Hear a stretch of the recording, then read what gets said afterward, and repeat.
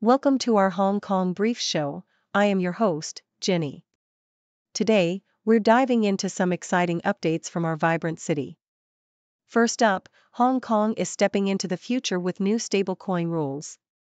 These regulations aim to make cross-border trade smoother and position Hong Kong as a global digital asset hub, especially boosting ties with mainland China and the UAE. Fintech firms are already partnering up to facilitate international transactions, including plans for a dirham stablecoin, which could revitalize our trade scene and support the internationalization of the yuan. Moving on to the weather, the number 1 typhoon signal is still in force until at least 8 p.m. Sunday. Although the tropical depression is far away, strong offshore winds and thunderstorms are still affecting Hong Kong and nearby areas. Temperatures are staying warm between 26 to 29 degrees Celsius, with heavy showers expected to continue. So, everyone, keep an eye on the weather updates and stay safe. Finally, in the property market, luxury real estate in Hong Kong is experiencing some interesting shifts. Despite the overall slowdown, mainland Chinese and Southeast Asian investors, especially from Singapore, are actively hunting for high-end properties at discounted prices.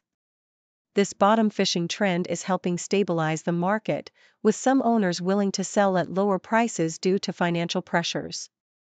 The super-luxury segment remains active, and with interest rates and stock markets in mind, experts believe the market will find its footing soon. Please continue to watch for more details. South China Morning Post reports that Hong Kong's new stablecoins ordinance, implemented on August 1, marks a pivotal step in transforming the city into a global digital asset hub. The ordinance introduces a prudent regulatory framework for issuing stablecoins, which are cryptocurrencies backed by fiat currencies or reserves, aiming to facilitate smoother cross-border trade and finance, particularly between Hong Kong, mainland China, and regions like the Middle East. Michael Chan, CEO of UAE-based Zand, highlights how stablecoins could revive Hong Kong's traditional trade finance role, especially as direct trade via mainland ports increases and the city repositions itself as a digital intermediary. Zand's success, including achieving an investment-grade rating and developing a dirham stablecoin approved by the UAE Central Bank, exemplifies how innovative fintech firms are leveraging blockchain and AI to streamline cross-border transactions, reduce costs, and enhance transparency.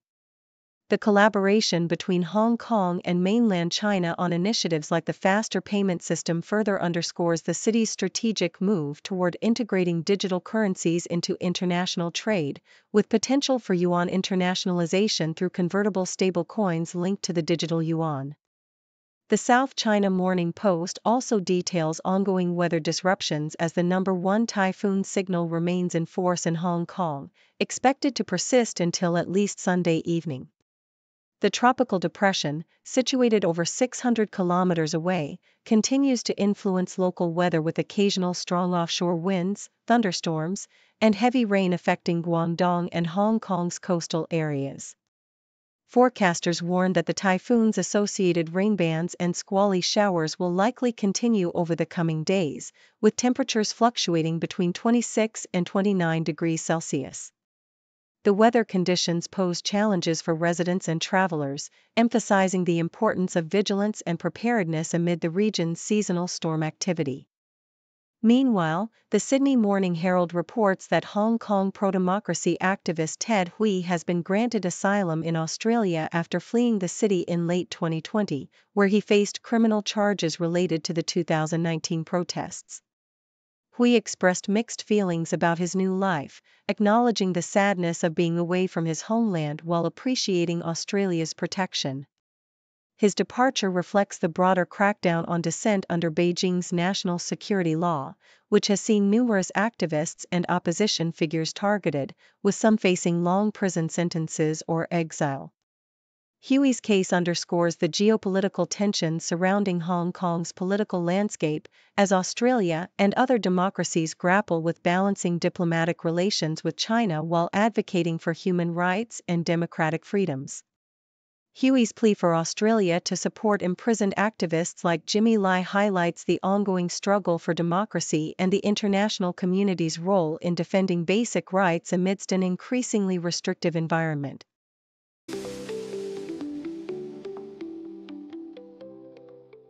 The South China Morning Post reports that Southeast Asian investors, particularly from Singapore, are actively seeking trophy assets in Hong Kong's luxury real estate market, which remains depressed but resilient.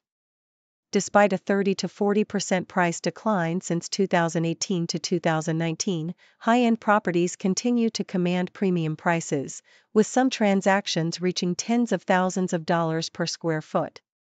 Saviles notes that many owners are distressed financially, leading to a stabilizing market where discounts are offered mainly by those desperate to cash out, especially if interest rates rise again or the Hang Seng Index falls sharply. Notably, a recent sale of 3 high-end townhouses for 828 million Hong Kong dollars was partially used to repay a massive private loan, illustrating the ongoing financial maneuvers in the market. The super luxury segment has seen significant activity, with over 23 billion Hong Kong dollars in transactions involving mainland Chinese and emerging industry buyers, including tech and healthcare entrepreneurs, many of whom are acquiring properties on Hong Kong Island and Kowloon, often at prices below asking. The South China Morning Post also highlights Hong Kong's efforts to modernize its taxi industry through digital payment adoption, focusing on a new startup called Dash. Founded by Jason Ma, Dash aims to overcome taxi drivers' reluctance to embrace cashless payments by providing a comprehensive e-payment system integrated with the vehicle's meter, supporting multiple payment options like Visa, MasterCard, Alipay HK, and WeChat Pay. Despite some drivers already equipped with e-payment systems, many remain hesitant due to the perceived loss of tips from cash payments. Ma's platform offers a zero-commission model for drivers and a modest service fee for passengers, supported by government funding and partnerships, with only about 10% of taxis currently using the system. As regulations mandate 2 e-payment options by next year, Dash's approach could significantly accelerate the shift toward a cashless ecosystem, although drivers' trust and adaptation will take time. The South China Morning Post delves into the etymology of chikungunya, a mosquito-borne virus gaining global attention amid rising cases. Its name, meaning that which bends up in Kimikond, reflects the characteristic joint pain and contorted postures caused by the illness. Historically confused with dengue fever, chikungunya was first identified during an outbreak in Tanzania in 1952, with earlier outbreaks in Zanzibar and India being misclassified due to overlapping symptoms like high fever and joint pain. The term dengue, originating from Swahili, was historically used to describe similar febrile illnesses and may have been influenced by Spanish words implying affectation or stiffness. The virus shares vectors with Zika, named after the Ugandan forest where it was first discovered, and both are transmitted by Aedes mosquitoes. The article emphasizes the importance of public health vigilance, as these viruses pose ongoing threats in tropical regions worldwide.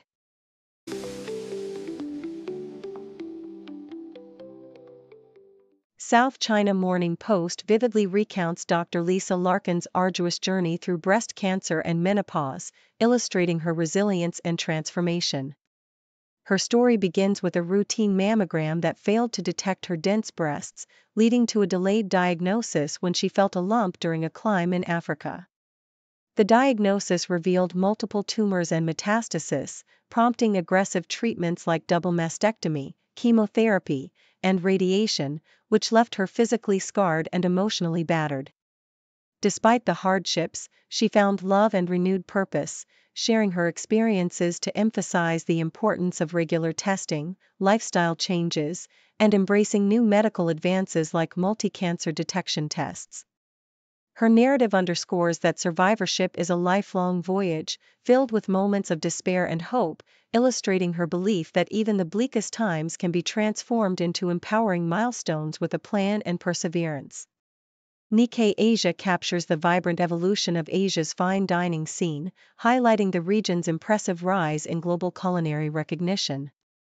At the 23rd edition of the World's 50 Best Restaurants, Asian establishments stole the spotlight with a record 14 restaurants earning prestigious rankings, including Tokyo's Suzanne breaking into the top 10. Bangkok, traditionally seen as a street food hub, has blossomed into a fine dining powerhouse, boasting 6 restaurants in the top 50 thanks to the influence of Michelin guides and savvy marketing.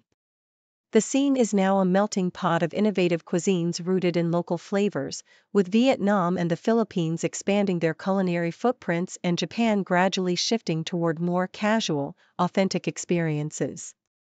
This trend signifies a broader shift from traditional high-end dining to more accessible, creative, and culturally authentic culinary ventures, emphasizing that Asia's gastronomic renaissance is reshaping global perceptions of fine dining. South China Morning Post's nostalgic exploration of Old Master Q offers a heartfelt tribute to Alfonso Wong's iconic comic character and his reflection of Hong Kong's social changes over 6 decades. Created in 1962, Old Master Q became a beloved symbol of the city's innocence and resilience, capturing everyday life, social issues, and cultural shifts through humorous, captionless cartoons.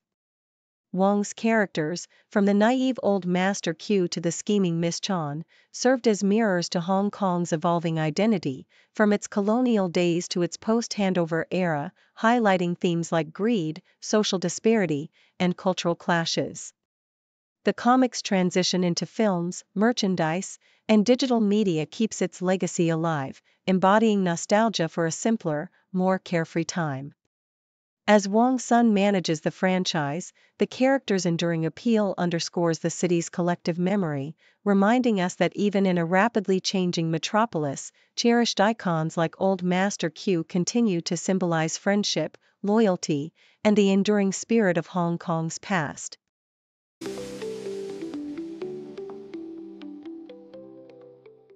South China Morning Post highlights the captivating story of Kentaro Sakaguchi, a 34-year-old Japanese actor whose career began as a model in 2010, renowned for his salt-faced look, delicate features, fair skin, and a charming smile that quickly gained him fame in the fashion industry.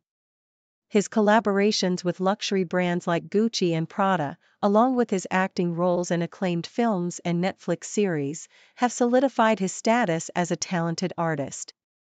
Sakaguchi's personal life reveals a romantic history with Japanese actress Mitsuki Takahata, and his hobbies paint a picture of a multifaceted individual, passionate about outdoor activities, golf, and classical music, and actively advocating for animal welfare, demonstrating his genuine commitment to causes beyond the screen. The South China Morning Post also introduces Rachel Temely, an Australian designer whose journey in fashion is marked by a serendipitous encounter with Gabriella Hearst that cemented her confidence to launch her own brand, Temely. Her ethos centers on making statement pieces that embody elegance without excess, emphasizing versatility and authenticity in a world where fashion categories blur. Temely's commitment to sustainability and ethical production, sourcing high-quality materials from Italy, China, and Korea, reflects her dedication to craftsmanship and environmental consciousness. Her designs promote empowerment through fluidity and comfort, encouraging women to express themselves unapologetically and take up space in a fashion landscape that often favors conformity. The Sydney Morning Herald explores the perils of social media influence on financial advice, focusing on the rise of finfluencers and the regulatory efforts to curb unqualified advice. Australian authorities, particularly ASIC, have taken significant steps, including issuing warnings, takedown requests, and legal actions against unlicensed influencers promoting risky financial products. The article emphasizes the importance of verifying credentials and adhering to strict standards to protect consumers, especially young people, from misinformation that could jeopardize their financial well-being. It underscores that while social media offers valuable information, the risks of following unqualified advice are high, and responsible regulation is essential to ensure that financial guidance is credible and trustworthy.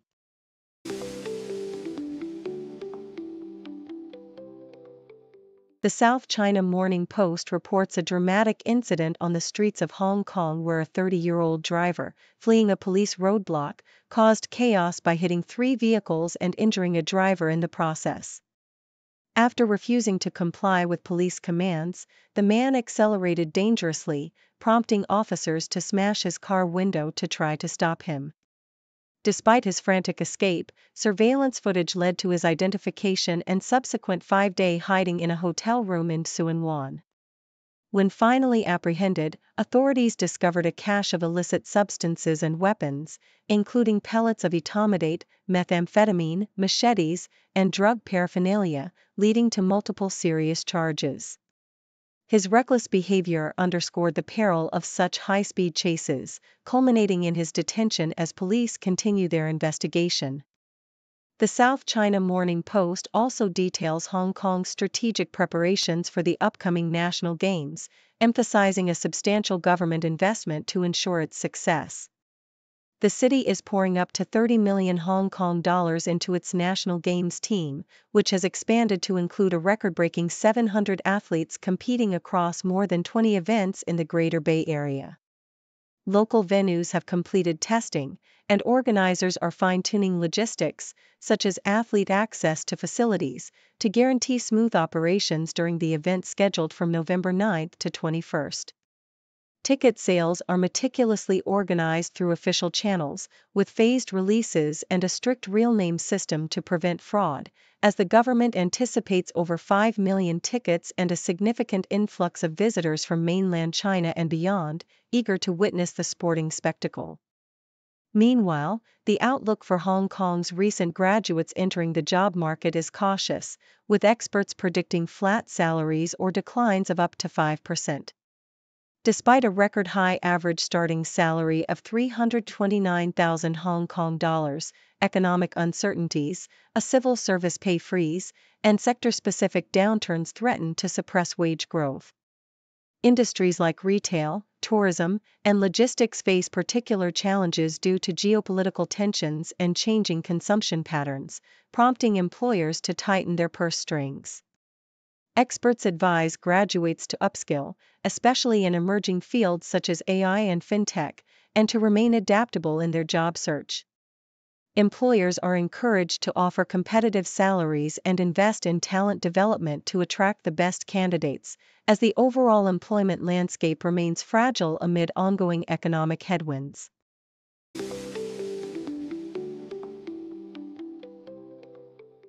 Thank you for tuning in.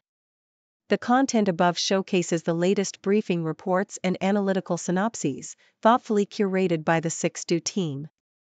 These insights stem from a wide array of reputable media outlets, think tanks, government sources, and specialized experts worldwide. We encourage you to explore these sources for a comprehensive perspective. Keep in mind that while the content may not always align with the official standpoint of 6Do Brief, it's not meant to be taken as absolute directives for decision-making. Comprising seasoned media professionals, learned scholars, and accomplished scientists, the 6Do team embodies a trailblazing, fully independent media entity. To customize 6Do Brief to meet your professional needs, you have the option to subscribe to a diverse array of briefings on our website, 6dobrief.com. Regardless of your location, you can conveniently receive 6Do Brief via email.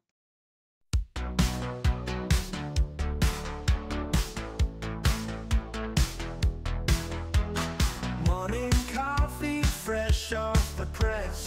Reading headlines, feeling blessed. World keeps turning, stories unfold. Every moment news gets told. Flipping channels, clicking tabs, feeding my mind's hunger grabs. Facts and figures, images bright. News keeps rolling day and night. Headlines and headlines, can't get enough. Learning about the world, yeah, it's my stuff.